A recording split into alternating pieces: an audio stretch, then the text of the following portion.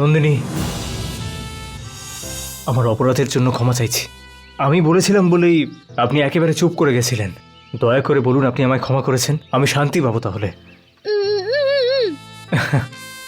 আপনি ঠিকই কথা বলতে পারবেন নন্দিনী, কথা বলুন। আপনি এখন কথা বলতে পারবেন। আপনি কখন যে কি বলেন?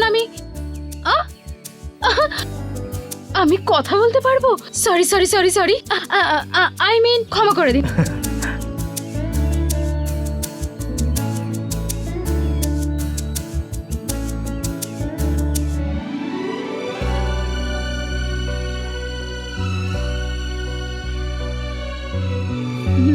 সূর্যাস্ত যাওয়ার পর এখানে থাকা ভালো নয়, যাওয়া যাক। কোনো ব্যাপার না, এখানেই থাকি। হ্যাঁ চলুন যাই।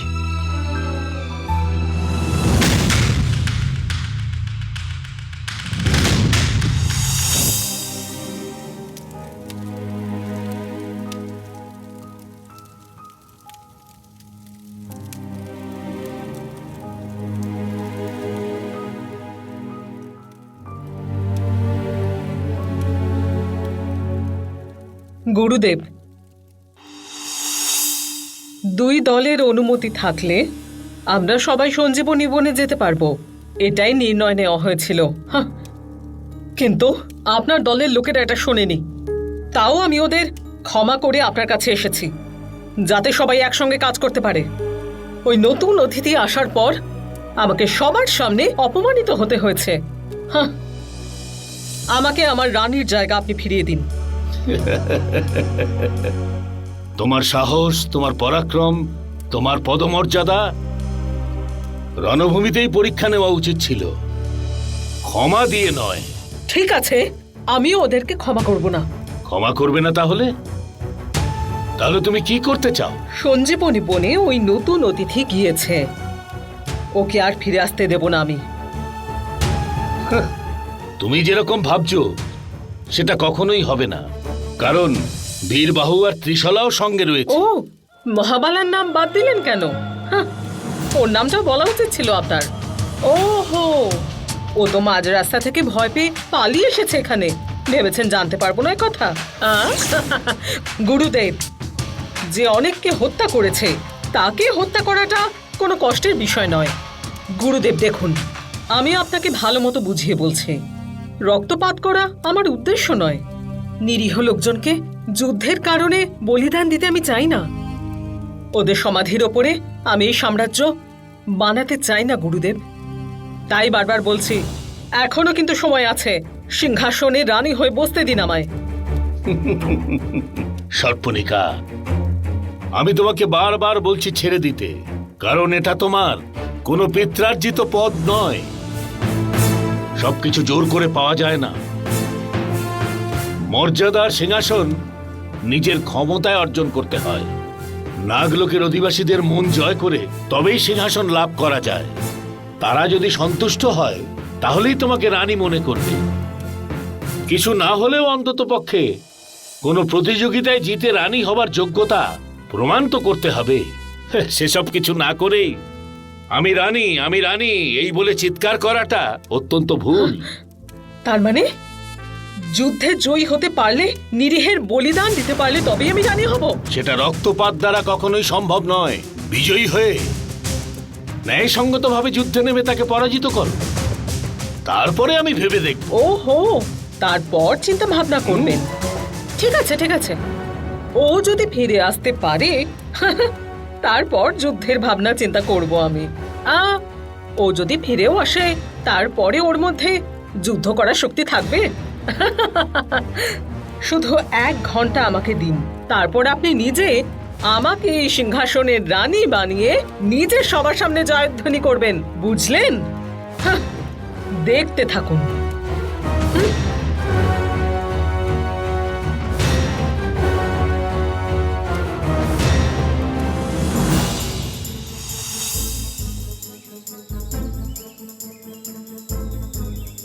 আমাদের কিন্তু দেরি হচ্ছে, বেশিক্ষণ এখানে থাকা মোটেই ভালো নয়। এবার যেতে হবে আমাদের। ভালো না মানে? আমি এখন হলাম দেবী, কেউ আমার এখন কিছু করতে পারবে না। আমি যা বলছি তাই তো হচ্ছে। এটা হলো অষ্টদেবতার বাসস্থান, সেই জন্য এখানে যা বলবেন তাই ফলবে।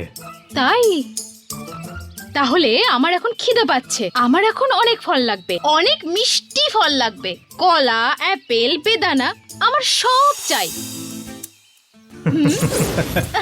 হ্যাঁ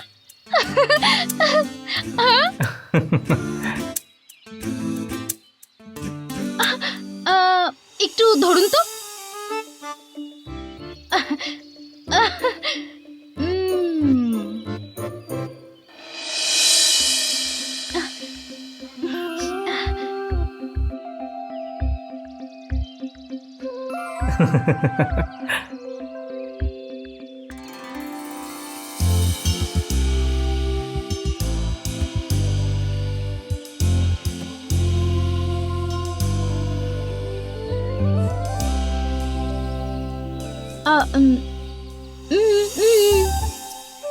আপনার হাব ভাব দেখে হাসি পাচ্ছে, এখনো একেবারে বাচ্চাদের মতোই আচরণ করছেন আপনি। আমরা যতই বড় হয়ে যাই বাচ্চাদের মতন সবসময় হাসি খুশি থাকতে হয়, এটাই বাবা বলে, তাই জন্য আমি সবসময় এরকম হাসি খুশিই থাকি। সত্যি নন্দিনী, আপনি সত্যি বলেছেন। ছোটবেলায় আমরা যেমন থাকি, বড় হয়ে আর সেটা থাকে না। আপনি জানেন কতদিন আগে শান্তিতে দাঁড়িয়েছিলাম আমার ঠিক করে মনে পড়ছে না। জ্ঞান হওয়ার পর থেকে শুধু যুদ্ধ, সেনা, লড়াই এসব নিয়েই পড়ে আছি। আপনাকে দেখে, আপনার সঙ্গে সময় কাটানোর পর ওইসব ভাবনা চিন্তা থেকে আমরা কিছুটা হলেও মুক্তি পেয়েছি। সেই জন্য আপনার কাছে আমরা চিরকৃতজ্ঞ, সত্যি বলছি। হ্যাঁ, আচ্ছা, আপনি এভাবে আমার দিকে তাকিয়ে আছেন কেন? ও, ওই আমাদের এরিয়াতে একজন আছে বিরাট নামে, শয়তান একটা, পুরো আপনার মতন, এই চেহারা, এই মুখ ঠিক আপনার মতন, সব সেম, কিন্তু আপনারই হাসিটা ছেড়ে। হ্যাঁ, আচ্ছা, আপনি এভাবে আমার দিকে তাকিয়ে আছেন কেন? ও, ওই আমাদের এরিয়াতে একজন আছে বিরাট নামে, শয়তান একটা, পুরো আপনার মতন, এই চেহারা, এই মুখ ঠিক আপনার মতন, সব সেম, কিন্তু আপনারই হাসিটা ছেড়ে, কারণ উনি তো সব সময় নিজের মুখটা ভর করে থাকে। হাসি কাকে বলে সেই জিনিসটা জানেই না উনি। আর যদি কখনো বা হেসে ফেলে, কুমিরের মতন হাসে। কুমিরের হাসি আপনি জানেন তো? হ্যাঁ, ওটার মানে হচ্ছে উনি হাসছেন কি কাঁদছেন কিছুই বোঝা যায় না। কিন্তু আপনি এরকম নন, আমার খুব পছন্দ হয়েছে। আমি বাচ্চাদের মতন করছি দেখেও কিছু বলছেন না। আমার বাবাও এরকম করে, বাচ্চাদের মতন যত্ন করে। আর উনি ছাড়া আমাকে এত ভালো করে যত্ন করা, আমার জ্বালাতন সহ্য করা এই প্রথম কেউ করছে। আপনার সাথে থাকলে সময় কখন চলে যায় বোঝাই যায় না। বাড়ির কথাও ভুলে গেছি। সব সময় আপনার সাথেই থাকতে ইচ্ছা করছে বীরবাহু। কিন্তু আমরা তো একসাথেই থাকবো, কিন্তু এখন দেরি হচ্ছে।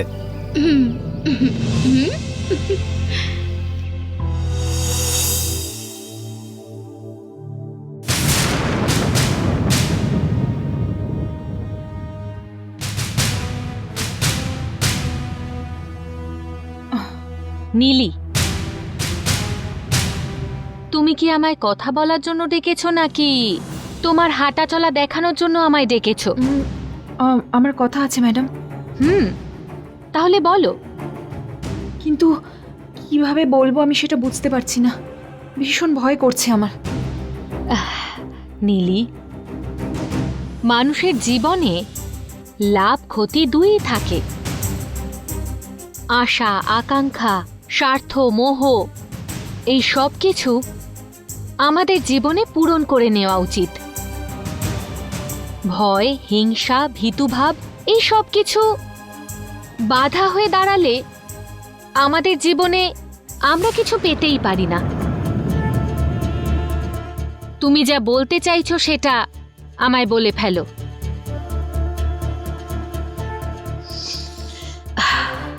দেখো নীলি, তোমায় আমি খুব পছন্দ করি।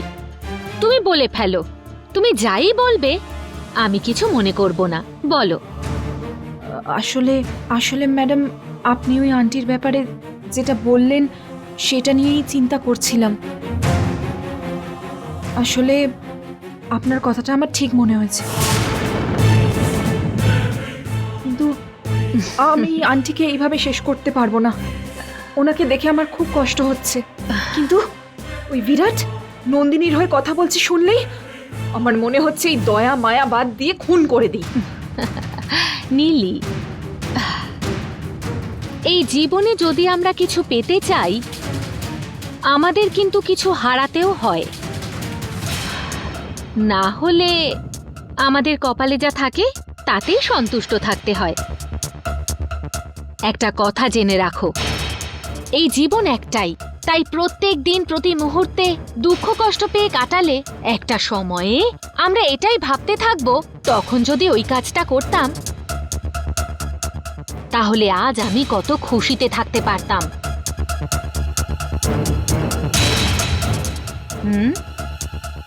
তাহলে আমি আন্টিকে শেষ করে দেব। তাই করো, করে দেখো। বিরাট চিরদিনের তরে তোমার হয়ে যাবে। কিন্তু কিভাবে সেটা আমি বুঝতে পারছি না। তুমি একদম চিন্তা করবে না, ওসবের জন্য আমি আছি তো, আমি সব ব্যবস্থা করব। তোমার শাশুড়িকে ড্রিপস দিয়েছে তো? হ্যাঁ, ওখানে গিয়ে একবার খুঁচিয়ে দিয়ে ফিরে আসতে হবে, কাজ হয়ে যাবে। আসুন গুরুদেব। শোভা ম্যাডাম, আপনি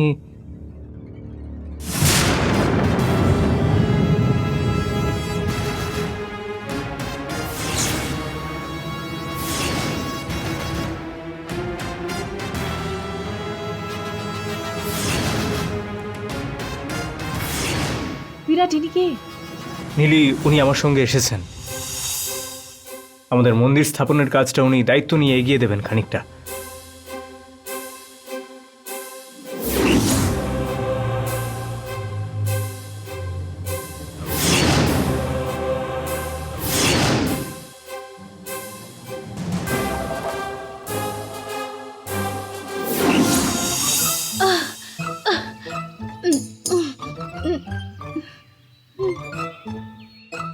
ট্রাফিক জ্যামে ফেসে থাকা বাসের মতন হয়ে গেছে আমার লাইফটা। এত দূরে আসলাম, সেখানেই আছি মনে হচ্ছে। আর কিছুটা পথ নন্দিনী, কোন পথ দিয়ে আমাদের যাওয়া উচিত সেটাই আমি ভাবছি। কোথায় যেতে হবে সেটা না জেনে এখানে ওখানে ঘোরাচ্ছেন না আপনি?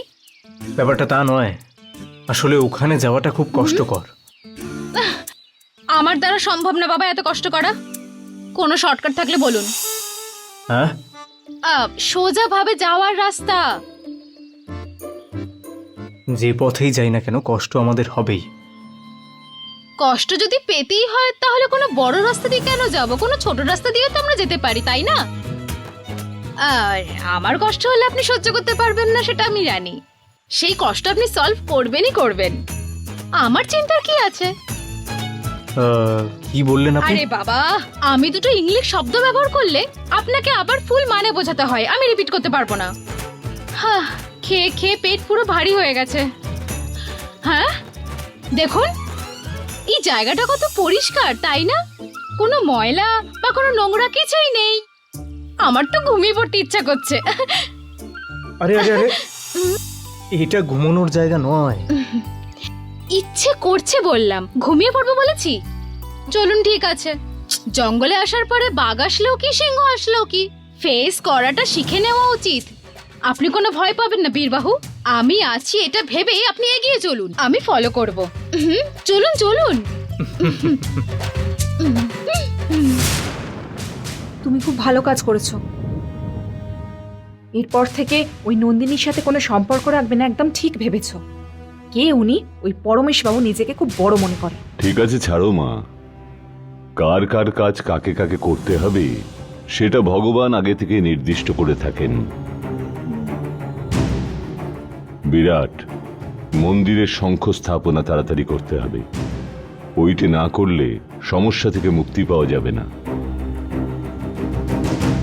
না গুরুদেব, আসলে মা এই অবস্থায় আছে তো, তাই আমি। সব হয়ে যাবে বিরাট।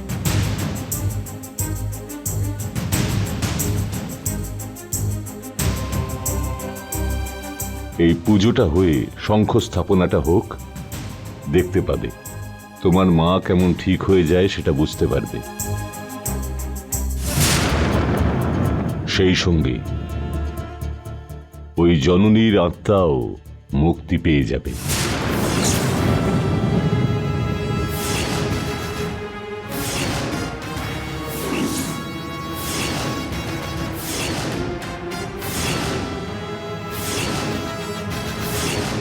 বিরাট, শঙ্খ স্থাপনার জন্য অনেকগুলো পুজো করতে হবে, তার জন্য অনেক নিয়ম আছে।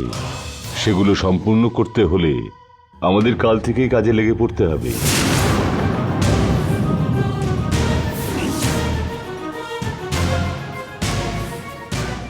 না, এই নাম্বুদারি মন্দির বানাচ্ছে তৃতীয় কালচক্র পাওয়ার জন্য। এখন আমি কি করব? আমার পথে বাধা হয়ে দাঁড়িয়ে আছে। কালচক্র নেওয়ার সঙ্গে সঙ্গে ওনার একটা ব্যবস্থা করতেই হবে দেখছি। ঠিক আছে গুরুদেব, আপনি যা বলবেন আমি সেই ব্যবস্থাই আপনাকে করে দেব। মা সুস্থ হয়ে উঠুক আর জননীর আত্মা যাতে শান্তি পাক। আমি তো তার জন্যই এসেছি বিরাট, চিন্তা করবে না। এসো, কি করতে হবে বলে দিচ্ছি। ম্যাডাম, ম্যাডাম, ইনি কে? শুনেছো? শুনেছো ওদের কথা? শঙ্খ স্থাপন হয়ে গেলে উনি ঠিক হয়ে যাবেন। তার মানে কি বলো? শঙ্খ স্থাপন হয়ে গেলে উনি ঠিক হয়ে যাবেন। তার মানে কি বলো? রাজেশ্বরী দেবী খুব তাড়াতাড়ি ঠিক হয়ে যাবেন। তুমি আজ লিখে রাখো, বিরাটকে তুমি পাবে না। ওই নন্দিনী এই বাড়ির বৌমা হবে। ম্যাডাম, দেখলে তো, শুধু এই কথাটা শোনা মাত্রই তুমি কেমন ভয় পেয়ে গেলে। যাও, গিয়ে ওই রাজেশ্বরীকে শেষ করে দাও, তবেই তোমার রাস্তা খুলে যাবে। তার সাথে আমার কাজও সহজ হয়ে যাবে।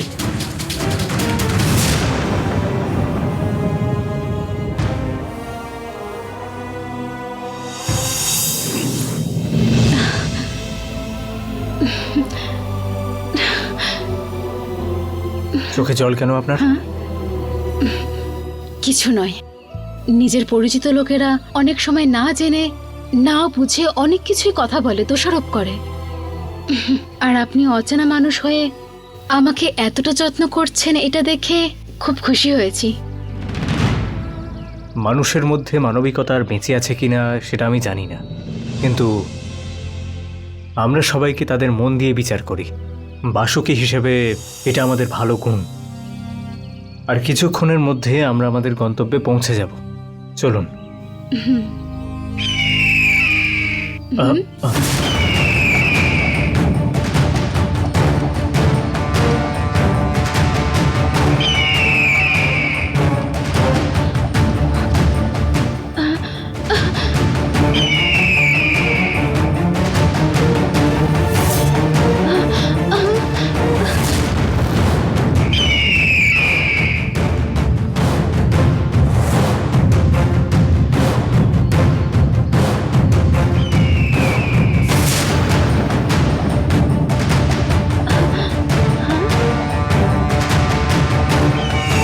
বীরবাহু, আপনি সত্যি যে মেয়ের হাত ধরবেন সে খুব ভাগ্যশালী হবে।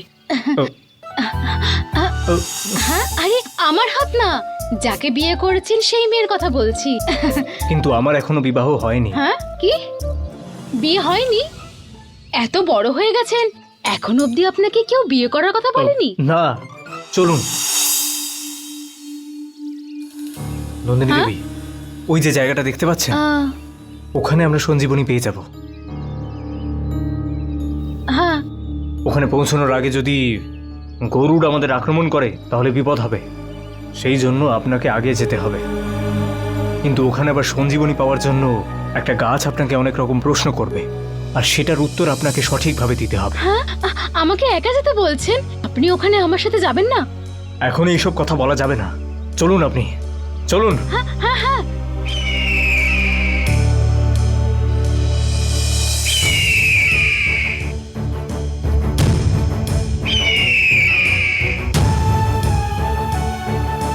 বসে যান।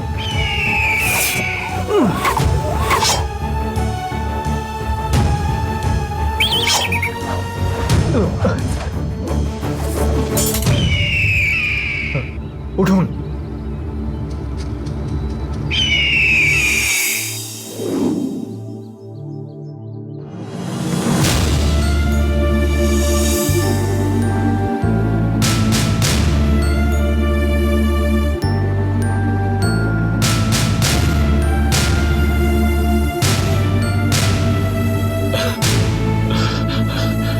বিরাট স্যার, আমার মেয়েটা কোথায় আছে সেটা বলতে এসেছেন? শুনুন, আপনার কি আমাদেরকে দেখে জ্যোতিষী মনে হচ্ছে? আপনি চুপ করুন। আমার মেয়ে কোথায় আছে সেটা উনি জানবেন, আমি ওনাকে জিজ্ঞেস করছি। আপনি চুপ থাকুন। বিরাট স্যার, আপনি আমাকে যে কোনো শাস্তি দিন, আমার মেয়েটার কোনো ক্ষতি করবেন না। ও বাচ্চা, ছোট্ট বাচ্চা।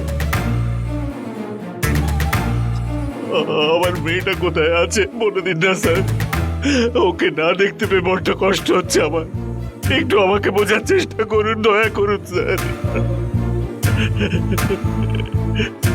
স্যার, আমি সত্যি বলছি, আপনার মেয়ে কোথায় আমি জানি না। না স্যার, যারা লুকিয়ে রাখে তারাই এমন বলে। আমি বলছি তো আপনাকে, আমাকে যে কোনো শাস্তি দিতে পারেন। আমার মেয়েটাকে ছেড়ে দিন না, দয়া করুন। স্যার, আমি সত্যি বলছি আপনাকে। বিরাট, তুমি একটু চুপ করো। শুনুন পরমেশ বাবু, কতবার আপনাকে বলা হলো আপনার মেয়ে কোথায় আছে আমরা সেটা জানি না। আপনার মেয়ের বুদ্ধিটাও আপনারই মতো, একবার কোনো কথা বললে মাথায় ঢোকে না। আমাদের এখানে আসার কারণটা অন্য, আর সেটা কি বিরাট বলবে আপনাকে, কেননা চ্যালেঞ্জটা বিরাট আপনাকে করেছিল। বলো বিরাট। দেখুন স্যার, আপনি যা বলেছেন এতদিন আমরা তাই করেছি, মন্দিরটাও বানাইনি আমরা। কিন্তু এখন একজন জ্ঞানী লোক সেই কাজটা করছেন।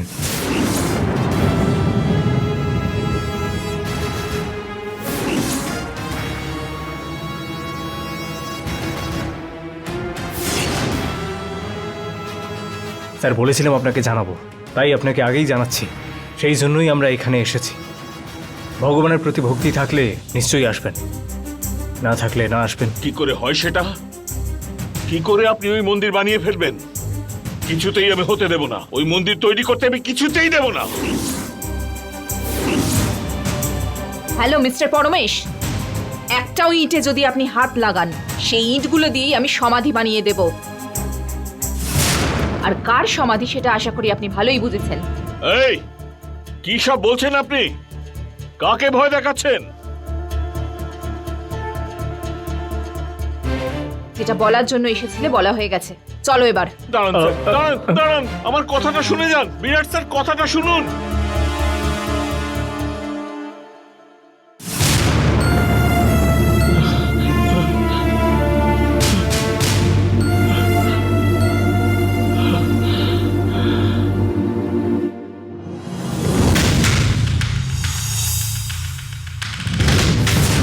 গুরুদেব, জননী, আমাকে ডাকার কারণ? তোমাকে আমার একটা বড় কাজ করে দিতে হবে, আর এই কাজটা তুমি ছাড়া আর কারোর দ্বারা সম্ভব নয়। বলুন গুরুদেব, আপনার যা লাগবে আমাকে বলুন, আমি করতে রাজি আছি। এখন নাগলোকের অস্তিত্ব সম্পূর্ণভাবে তোমার সিদ্ধান্তের উপর নির্ভর করছে। এই শিবরাত্রির দিন সিংহাসন লাভের জন্য যুদ্ধ ঘোষণা করা হয়েছে। নন্দিনীর ব্যাপারে তোমার অজানা কিছুই নেই। ওর দেহের মধ্যে রয়েছে তোমার শক্তি।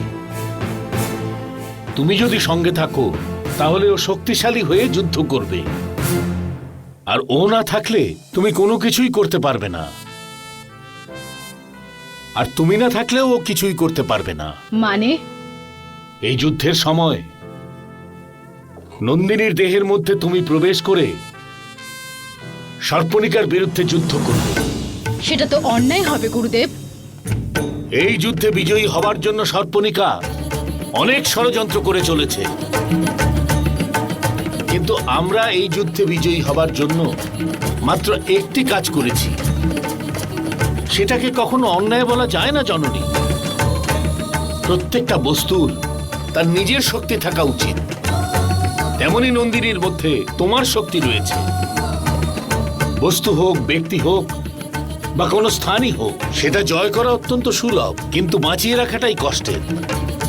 তুমি ব্যাপারটা চিন্তা করে দেখো, নাগলোককে যদি বাঁচিয়ে রাখতে হয় তোমাকে এই কাজটা অবশ্যই ঠিক করতে আছে গুরুদেব, কিন্তু আসল সমস্যা নাগলোকে না, ভূলোকে। মানে নাম্বুদরি, বিরাট সবাই মিলে জঙ্গলে দেবীর মন্দিরের নির্মাণ শুরু করেছেন। এই কাজটা হয়ে গেলে আমার আত্মা মুক্তি পেয়ে যাবে। তখন আমি কোনো কাজই করতে পারবো না। এখন বিরাট মন্দির বানাবে বলে জেদ ধরেছেন, আর ওই জেদের কারণ নম্বুদরি। ওকে ভয় দেখিয়ে এই কাজ করাচ্ছে। নাম্বুদারি তার কাজটা কখনোই অসম্পূর্ণ রাখে না। তার উপরে আমরা যদি গিয়ে তাকে অনুরোধ করি, ওর ক্রূরতা ক্রমশ বেড়েই যাবে, কমবে না। এখন কি করব? এই কাজটা কাকে দিয়ে করানো যায়? দেবসেনার মাধ্যমে গেলে এই সমস্যার সমাধান হবে, কিন্তু আমি যা বলছি সেই কথা ও শুনতে পাচ্ছে না। ওকে আমি কি করে সবটা বোঝাবো? দেবসেনা গিয়ে বললে যদি এই সমস্যার সমাধান হয়, তাহলে তোমার গলার স্বর দেবসেনার মধ্যে প্রতিফলিত হবার ব্যবস্থা আমি নিজে করে দেব। তুমি গিয়ে কথা বলে কাজটা সম্পন্ন করার ব্যবস্থা করো। আপনার ইচ্ছা মতনই করবো গুরুদেব। আমি এক্ষুনি দেবসেনার সাথে দেখা করার জন্য তৈরি আছি। ঠিক আছে, তোমার ওপর শিব শঙ্করের আশীর্বাদ বর্ষিত হোক। তাহলে ওই বাক শক্তি তোমার মধ্যে চলে আসবে।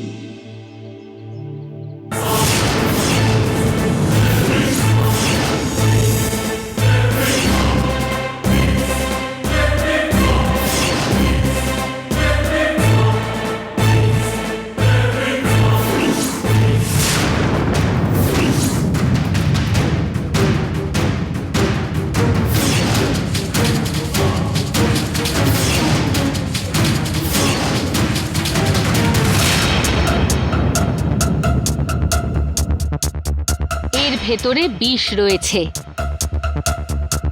রাজেশ্বরী দেবীর ড্রিপসে গিয়ে চুপচাপ মিশিয়ে দাও, ওনার গল্প শেষ হয়ে যাবে।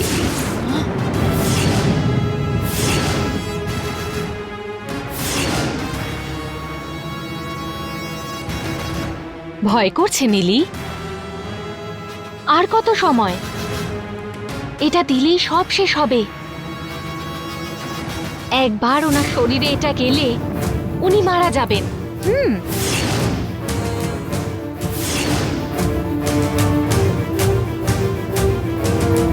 শুধু একবার ওই জননী তোমার জীবনে ফিরে এসেছে এটা মনে করো। একইভাবে ওই নন্দিনী এসে নানাভাবে বাধা সৃষ্টি করছে। বিরাট বিরাট বিরাট শুধু তোমার নীলি। সবাই শুধু জোর করে তোমার কাছ থেকে কাটতে চাইছে। সিদ্ধান্ত বদলিও না, সাহস রাখো। নাও।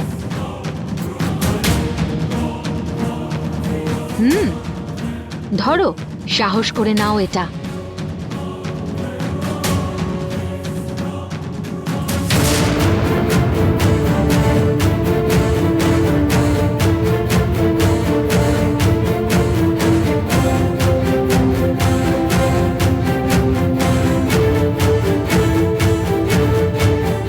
একবার সাহস করলে তোমার জীবনে সব আশা পূর্ণ হবে নীলি।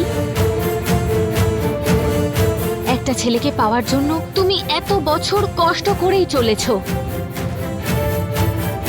একজনকে খুন করতে আরে একটু না হয় কষ্ট করো, চলে যাও, তোমার সব আশা পূর্ণ হয়ে যাবে।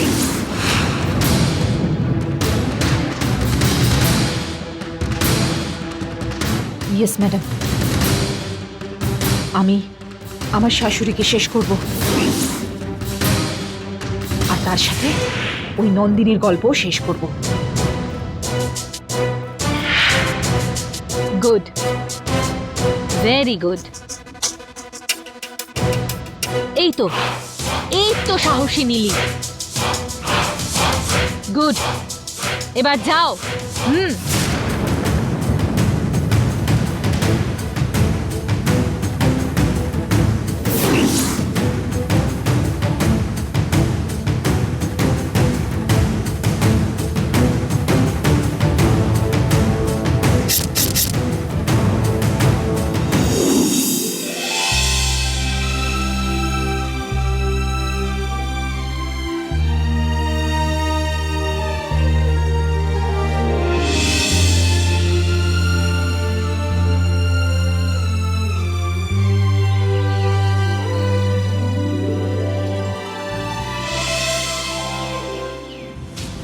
নন্দিনী, আপনি এখানে দাঁড়িয়ে অপেক্ষা করলে হবে না।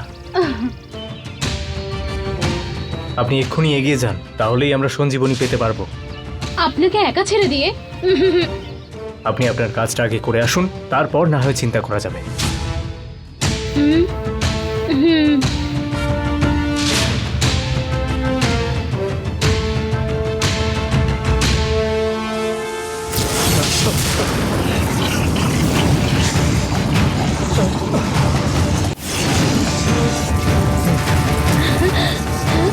এই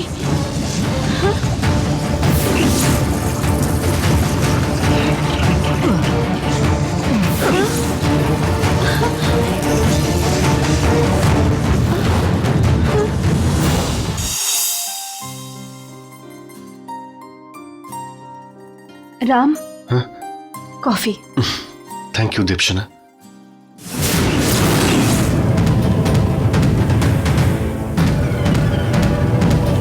দিদি, দিদি,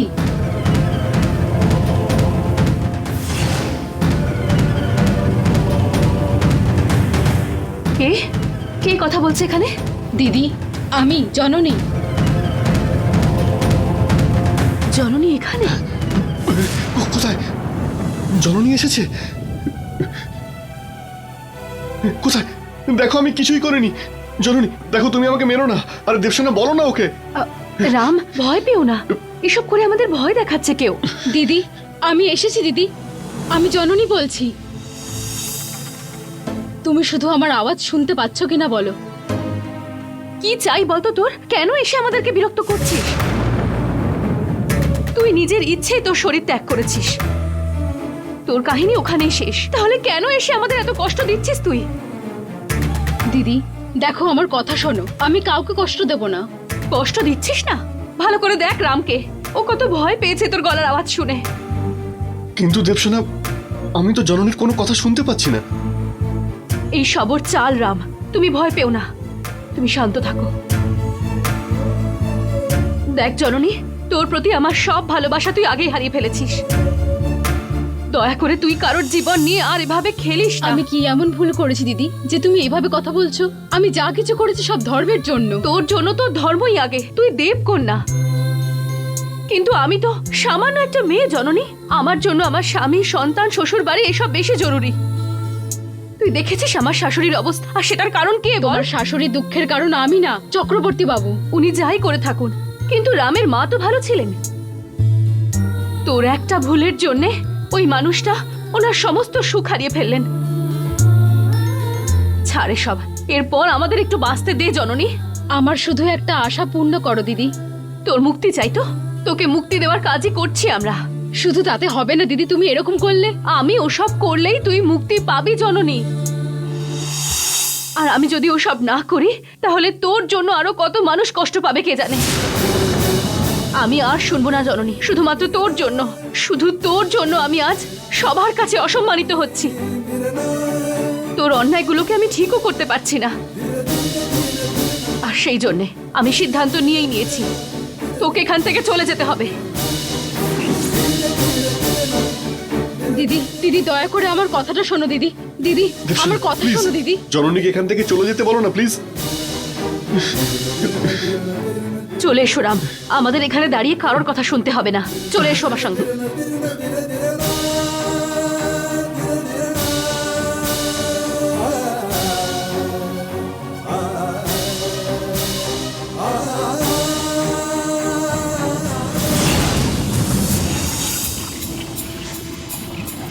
ভয় পাবেন না, কিচ্ছু হবে না, আপনি সাহস রাখুন। ওটা ওটা ওটা আমাকে মেরে ফেললে? ভয় পাওয়ার কিচ্ছু নেই, আমার দেহে যতক্ষণ ধরে প্রাণ থাকবে ততক্ষণ আপনার কোনো ক্ষতি হতে দেব না। কে তুই?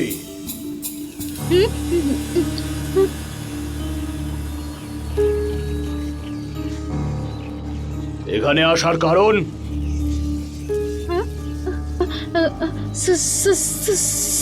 সঞ্জীবনী দরকার ছিল। কারণটা বল। বলুন, কথা বলুন। এই দেখুন স্যার, ভুল ওকে জেনে হোক ভুল করে হোক, আমার জন্য আমার চোখের সামনে একজন কষ্ট পাচ্ছেন, আর তার জন্য আমি দায়ী। তার জন্য আমার কোনো কিছু লাগবে না, একজনের জীবনের বিষয়। আপনি সঞ্জীবনী দিলে কারোর মাকে বাঁচাতে পারবো। সঞ্জীবনী অত সহজে পাওয়া যায় না। দেখুন দেখুন, আপনি যা বলবেন আমি তাই শুনবো। দয়া করুন, একজনকে বাঁচাতে হবে, প্লিজ সাহায্য করুন। আমার প্রশ্নের সঠিক উত্তর দিলে তবেই তুই সঞ্জীবনী পাবি। হ্যাঁ, রিডল। ও ইয়েস ইয়েস, গো হেড গো হেড। যদি তুই ভুল উত্তর দিস তাহলে তোর পাশের মানুষটা পাথর হয়ে যাবে।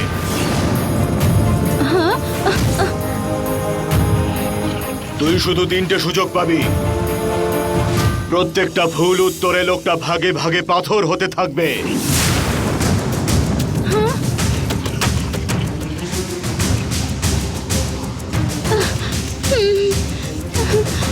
সাহস রাখুন।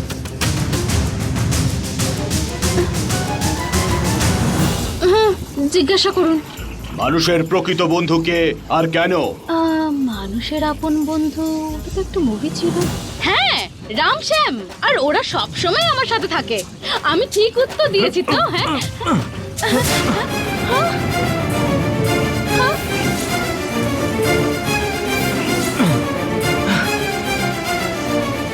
আমি কি কোনো ভুল উত্তর দিলাম আপনাকে?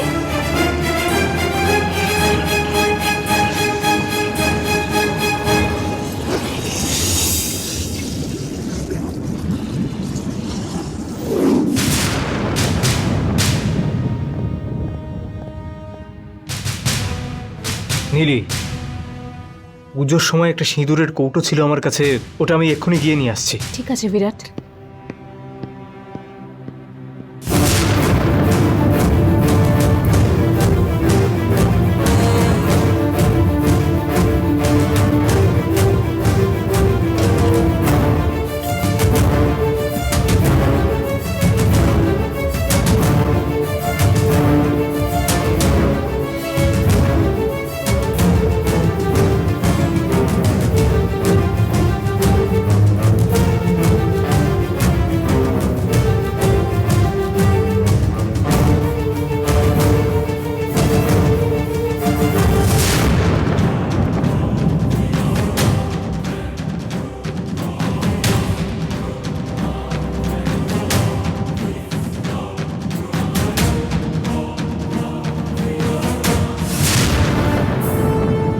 এ কি ম্যাডাম আবার এসেছেন? আপনাকে বললাম না আইসিইউতে ঢোকা বারণ আছে। দেখুন, আমার আন্টি যাতে ঠিক হয়ে যায় সেই জন্য আমরা পুজো দিয়ে এসেছি, শুধু 2 মিনিট ব্যাস। ম্যাডাম, এখানে এসব অ্যালাউ করা হবে না। কি অ্যালাউড না? এটা হসপিটাল নাকি জেল? সব কিছুর জন্য এত রুলস? আমার কথাটা আপনি বুঝতে পারছেন না। এত শক্ত রুলস না করে পেশেন্ট যখন ভর্তি আছে তখন দেখাশোনা করা উচিত। এত কথা শোনানোর কি আছে ম্যাডাম? ঠিক আছে, 2 মিনিট এখানে থাকতে পারেন।